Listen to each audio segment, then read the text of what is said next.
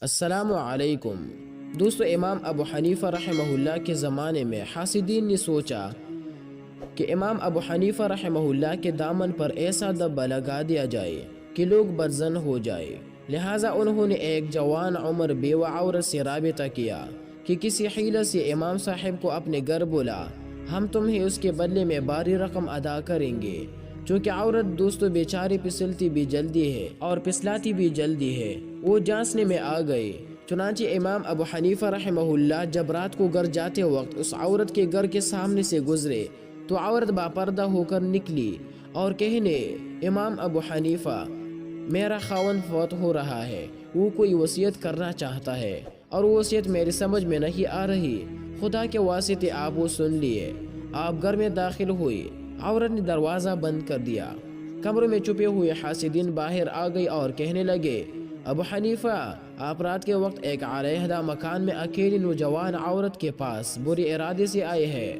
چنانچہ اس عورت کو امام اعظم کو لوگوں نے پکڑ کر پولیس کے حوالے کر دیا۔ حاکم وقت تک بات پہنچی تو اس نے کہا، انہیں فی الحال حوالات میں بند کر دیا جائے، میں صبح کے وقت کارروائی مکمل کروں گا۔ امام اعظم رحمہ اللہ اور اس عورت کو ایک تاریک کوٹری میں بند کر دیا گیا۔ امام اعظم رحمہ اللہ باوضو تھے، لہٰذا دوستو وہ نوافل پڑھنے میں مشغول ہو گئی۔ جب کافی دیر گزر گئی تو اس عورت کو اپنی غلطی کا احساس ہوا کہ میں نے اتنے پاک دامن شخص پر بہتان لگایا۔ جب امام اعظم رحمہ اللہ نے نماز کا سلام پھیرا تو وہ عورت کہنے لگی، آپ رحمہ اللہ مجھے معاف کر دے۔ پھر اس نے ساری کہانی سنا دی۔ امام اعظم رحمہ اللہ نے فرمایا کہ اچھا، جو ہونا تھا وہ تو ہو چکا، اب میں تجھے ایک تدبیر بتاتا ہوں تاکہ ہم اس مصیبت سے چھٹکارا حاصل کر سکے۔ اس نے پوچھا، وہ کیسے؟ آپ رحمہ اللہ نے فرمایا کہ تم اس پہرےدار کو منت و سماجت کرو کہ لوگ مجھے اچانک پکڑ کر لے آئے ہیں، مجھے ایک ضروری کام سمیٹنے کے لیے گھر جانا ہے، تم میرے ساتھ چلو تاکہ میں وہ کام کر سکوں۔ پھر جب پہرےدار مان جائے تو میرے گھر چلی جانا اور میری بیوی کو صورتحال بتا دینا تاکہ وہ تمہارے اسی برقع میں لپٹ کر یہاں میرے پاس آ جائے۔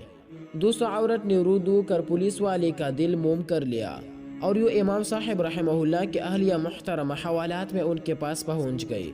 جب صبح ہوئی تو حاکم وقت نے طلب کیا کہ امام اعظم رحمہ اللہ اور اس عورت کو میرے سامنے پیش کیا جائے۔ حاسدین کا جمع غفیر موجود تھا۔ جب پیشی ہوئی تو حاکم نے کہا کہ ابو حنیفہ، تم اتنے بڑے عالم ہو کر بھی کبیرہ گناہ کے مرتکب ہوتے ہو۔ امام اعظم نے پوچھا کہ آپ کیا کہنا چاہتے ہیں؟ امام صاحب نے فرمایا، وہ نامحرم نہیں ہے۔ حاکم نے پوچھا، وہ کون ہے؟ آپ نے اپنی سسر کی طرف اشارہ کرتے ہوئے فرمایا، ان کو بلاؤ تاکہ شناخت کرے۔ وہ آئے، انہوں نے دیکھا تو فرمانے لگے کہ یہ تو میری بیٹی ہے، میں نے فلاں مہینے میں ان کا نکاح امام ابو حنیفہ سے کر دیا تھا۔ چنانچہ دوستو امام صاحب کے خوددار فہم سے حاسدین کے تدبیر کارگر ثابت نہ ہوئی اور ان کی سازش خاک میں مل گئی۔